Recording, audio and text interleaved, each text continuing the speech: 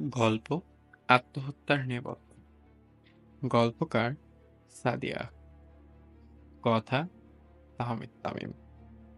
পর্ব। আলভির প্রশ্নের জবাবে মিস্টার জামশেদ বলেন, দেখুন, আমাকে তো রাজনীতির কাজে বাইরে থাকতে হয় বেশি, তাই আমি তেমন কিছু বলতে পারবো না। তবে তবে কাল রাতে আমার মিসেস বলেছিল ছেলের কোনো কারণে মন ভালো না। আপনি কথা বলেছিলেন? না মিস্টার আলভি, আমি আজকেও একটা জরুরি মিটিং ছিল, তাই আর ছেলের সাথে। মিস্টার জামশেদ চুপ হয়ে যান, তার গাল বেয়ে গড়িয়ে পড়ছে অশ্রু। আপনারা জিসানকে সুইমিং পুলে পেলেন কিভাবে? ও খুব ভোরে ঘুম থেকে ওঠে, আজকে বের হচ্ছিল না দেখে আমার মিসেস জিসানকে ডাকতে যায় রুমে। আহ, কিন্তু জিসান রুমে ছিল না। সবাই খোঁজাখুঁজি শুরু করলে দেখি ও একটি পুলের ভিতরে ভেসে আসে। আর পরে তো সিসি ক্যামেরাতে নিজের ছেলেটাকে ছটফটিয়ে। এত ছোট সেগুলো কোথায় পেল? একটু ইতস্তত করে এমপি জামশেদ বললেন, "আ- আসলে রাজনৈতিক কারণ কারণে। হুম, টর্চার সেল, বুঝেছি। কিন্তু মিস্টার জামশেদ, আমরা তো শুনলাম আপনার ছেলের পানির ভীতি ছিল। এই উত্তরটা আমারও অজানা মিস্টার আলভি। আচ্ছা, আসলে বিষয়টা খুব জটিল হয়ে যাচ্ছে। যদি আমরা এবার একবার আপনার মিসেসের সাথে কথা বলতে পারতাম, খুবই ভালো হইতো। মিস্টার জামশেদ কলিং বেলের বোতাম চাপ দিতে একজন সার্ভেন্ট কক্ষে উপস্থিত হয়। তাকে বলে, তোমার ম্যামের সাথে ওনাদের দেখা করবেন, একটু দেখে আসো ভিতরে। 10 মিনিটের মাঝে সবাইকে ভিতরে যাওয়ার জন্য ডাকা হয়। আলভি ধীর পায়ে ড্রয়িং রুমে একটি চেয়ারে এসে বসে। তার সম্মুখে এলোমেলো হয়ে ছোট ছেলেকে বুকে জড়িয়ে মিসেস জামশেদ। তিনি যেন তার নিজের অস্তিত্বের মাঝে আর নেই, হারিয়ে ফেলেছেন নিজের নারী ছেঁড়া ধন। কান্না করেও যেন তার স্বস্তি মিলছে না। আলভি নিজেও বিব্রত বোধ করছিল, কিন্তু তদন্ত করার জন্য তাকে অবশ্যই মুখ খুলতেই হলো। ম্যাম, হৃদয়কে শান্ত করুন। এখন যে আপনাকে মনের সাহস জোগাতে হবে। হ্যাঁ, মনের সাহস? কিভাবে? এ কেড়ে নিল আমার আমার যিশুকে, আমার বাবা সোনাটা। আমি যে ওকে রোজ সকালে এই এই টেবিলে খাবার দিই। আমার জিসান কেন আসলো না আজকে? আমার জিসান বলে আবার হাউমাউ করে কান্না করে দেয়। মিস্টার জামশেদ পাশেই ছিলেন। স্ত্রীকে ধরে তিনি নিজেও সন্তান হারাবেন, কি আর সান্ত্বনা দিবেন? ম্যাম, সবই বুঝতে পারছি, কোনো সান্ত্বনাই যথেষ্ট হবে না, কিন্তু আপনি যদি আমাদের সহায়তা করেন, তবে হয়তো আরো মায়ের বুক খালি হওয়া থেকে আমরা রোধ করতে পারি। জি, বলেন কি করব, কি বলবো? আপনার ছেলের পরিবর্তন ঠিক কবে থেকে? পরিবর্তন এই হয়তো দিন 10 হবে। কেমন? আসলে এখনকার যুগে ছেলে মেয়ে তো ফোন নিয়ে ব্যস্ত থাকে, কিন্তু জিসান কেমন যেন সবকিছু থেকেই দূরে ছিল। না ফোন, না খাবার, না কলেজ, শুধু রুমেই থাকতো। আপনাকে কিছু বলতো কি? পরশুদিনের কথা বলে আবার কান্না করে দেন। জি প্লিজ। জি, আমি কিচেনে ছিলাম।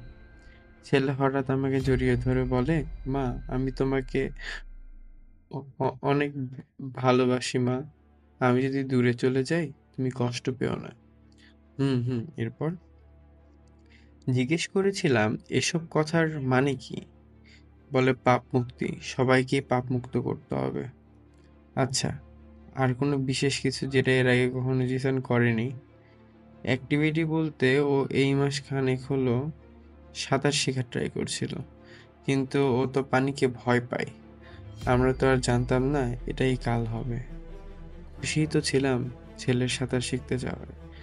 হুম, আর অন্য কিছু জানি না আসলে, এটা অন্য কিছু কিনা। বলুন না, আপনি বলুন। জিসান কিছুদিন হলো এ- একটা অদ্ভুত গেম খেলতো ওর ফোনে। খুব আসক্ত ছিল এই গেমে। গেম কেমন? ও ওই যে ট্রুথ অ্যান্ড ডেয়ার, এরকমই কিছু। এক সেকেন্ড, কি বললেন আপনি? মানে আ- আপনি ওকে দেখেছেন? মানে ও কি আপনার সামনে? হ্যাঁ, আমিও তো খেলেছি, কিন্তু ইতস্তত করে বললেন মিসেস জামশেদ। ফোনের স্ক্রিনে কিছু খুঁজে মিসেস জামশেদকে দেখিয়ে আলিয়া বলে, এই লোগোটা মন দিয়ে দেখুন তো। আহ, এরকম কিছু কি ছিল এই গেমে? হ্যাঁ হ্যাঁ, এটাই তো। ব্রাভো আলফি, খুশিতে নিজেই নিজেকে বলে আলফি। ইন্সপেক্টর শাহিন, খুনের হাতিয়ার পাওয়া গেছে। এই যে, এই লোগোর অ্যাপ। আলভির কথায় যেন ইন্সপেক্টর বাবুলাল, শাহিন দুজনেই চমকে যান। ইন্সপেক্টর শাহিন বলেন, একটি অ্যাপ মানুষকে খুন করবে কিভাবে? শীঘ্রই প্রকাশ্য। বলছিলাম আমি একটু জিসানের ফোন চেক করব। একজন ফোন আনতে চলে গেলে আলফি ইন্সপেক্টর শাহিনকে ফিসফিসিয়ে বলে, দেখবেন ফোন একদম ক্লিয়ার, কোনো ইনফরমেশন পাবেন না। দেখা যায় আলভির অনুমানই সঠিক হয়। ফারজানের মতো জিসানের ফোনেও তেমন কোনো তথ্য পাওয়া যায় না। আচ্ছা ম্যাম, আপনি দয়া করে বলবেন গেমের ধরন কেমন ছিল, মানে কিভাবে খেলতে হয়, জিজ্ঞেস করে আলভি। একটা রোবোটিক্স ভয়েসের মাধ্যমে আহ, তার সাথে কয়েন টস করতে হয়। এরপর স্ক্রিনে ট্রুথ অর ডেয়ার যেটা আসে সেটা করতে হয়। কথাও বলা যায়, মানে একদম রিয়েল ফিল আসবে। হুম। তো ওই অ্যাপের যদি ডেয়ার আসে তাহলে? হ্যাঁ, সেও করতে পারে। আসলে ডেয়ার গুলোতে পিক সেন্ড করতে হয়। হ্যাঁ হ্যাঁ হ্যাঁ, সরি সরি, বুঝেছি। আচ্ছা মিস্টার জামশেদ, আমরা আসছি। দেখুন স্যার, আমার ছেলেকে যে খুন করেছে সে যেন কোনোভাবেই পালাতে না পারে, কোনোভাবেই না। আমরা সর্বোচ্চ চেষ্টা করব, হতাশ হবেন না। বেরিয়ে যাবার আগে আলভির চোখ যায় দেওয়ালে ঝুলানো একটা ছবির ফ্রেমে। সে কিছুক্ষণ মন দিয়ে ছবিটা দেখে, তারপরে বিদায় নিয়ে বেরিয়ে আসে তারা সবাই। সবাই অস্বস্তি নিয়ে বের হলেও আলভি আপন মনে কিছু ভেবে হেসেই যাচ্ছে। গোয়েন্দা বাবু, আমাদেরকেও কিছু বলুন, বলেন ইন্সপেক্টর বাবুলাল। ইন্সপেক্টর শাহিন ভ্রু কুঞ্চন করে বলে, মানলাম যে এই অ্যাপ তৈরি করেছে সে অনেক জিনিয়াস, কিন্তু একজন মানুষকে কিভাবে আত্মহত্যা করতে বাধ্য করবে? দীর্ঘশ্বাস নিয়ে আলভি বলে, আমরা তো কেসের অর্ধেকের বেশি সূত্র পেয়ে গেছি, এখন শুধু সঠিকভাবে জোড়া লাগাতে হবে। অর্ধেকের বেশি কিভাবে, বলেন ইন্সপেক্টর বাবুলাল। এখনই কিছু বলতে পারছি না, কিন্তু আমাকে এখনই যেতে হবে, বলে আলভি। কোথায় যাবেন, জানতে চান ইন্সপেক্টর শাহিন। পাচুলিয়া, ইন্সপেক্টর বাবুলাল। আপনি শান্তানুকে থানায় ডেকে নেবেন, সে যেন এই অ্যাপ যে কোনো ভাবেই হোক ওপেন করে দেয়, বলে আলভি। আবার পাচুলিয়া? রহস্যময় হাসি দিয়ে আলভি বলে, রহস্যের ঘ্রাণ ওই দিক থেকেই আসছে, বিধায়। আলভি চলে যেতে ইন্সপেক্টর শাহিন এক দীর্ঘশ্বাস ছেড়ে বাবুলালকে বলেন, দেখছেন ইন্সপেক্টর বাবুলাল, মানুষের কর্মফল কত ভয়ানক হয়। এই মানুষটা তার ক্ষমতার প্রভাবে কতজনকে টর্চার করেছে, অথচ ইন্সপেক্টর বাবুলাল মাথা ঝুঁকিয়ে বলেন, অথচ আজ তার টর্চার সেলেই নিজের সন্তানের প্রাণ হারিয়ে গেল। রবিন একটু ব্যস্ত হয়ে হাতঘড়িটা দেখে নেয়, দ্রুত শেষ রোগীকে ভিতরে পাঠানোর জন্য বলে। পাতলা গড়নের চোখে চশমা পরিহিত যুবক সালাম দিয়ে সামনে রাখা চেয়ারে এসে বসে। নাম? সারোয়ার। হুম, কি সমস্যা? স্যার, আ- আসলে আমার কেমন যেন মনে হয়, আমি যদি স্বেচ্ছায় মৃত্যুকে গ্রহণ করি তাহলে হয়তো আমার পাপ মুক্তি হবে। পাপ মুক্তি? শব্দটা রবিনের কর্ণগহ্বরে যেতেই সে আচম্বিত হয়ে যুবকের দিকে তাকায়। কি বললে তুমি? আত্মার বিসর্জন? আচ্ছা, তার আগে বলো তো, আত্মহত্যাকে আমাদের ধর্মে কি বলা হয়? মহাপাপ। তাহলে মহাপাপের মতো কাজ দিয়ে তুমি কি কখনো স্রষ্টার সন্তুষ্টি পাবে?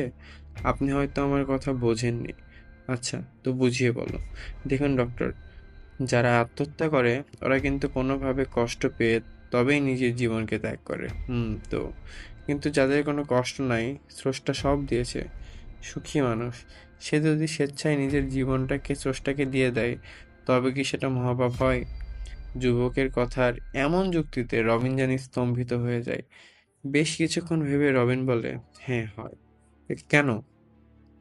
কারণ স্রষ্টার আদেশ অমান্য করাই হলো পাপ, আর তুমি এমন পাপকে একটা বৈধ বলছো। যেই পাপ করার পরে দ্বিতীয়বার পাপ মোচনের জন্য স্রষ্টাকে বলার কোনো উপায় থাকে না। তো তবে কি আমি ভুল? হয়তো। দেখো, আমি একজন সাইকিয়াট্রিস্ট। তোমার ধারণা সঠিক মনে হলে নিশ্চয়ই তুমি আমার কাছে আসতে না। জানি না, তবে আমার ধারণা ভুল কেন হবে? আচ্ছা বেশ, আমি কিছুদিন তোমাদের পর্যবেক্ষণ করব, তারপর তোমার যেটা মনে হবে সেটা করবে। চলমান। গোয়েন্দা আলভি তো বললেন অর্ধেক সূত্র তিনি পেয়ে গেছেন। আপনারাও কি পেয়েছেন? কমেন্ট করে জানাবেন প্লিজ।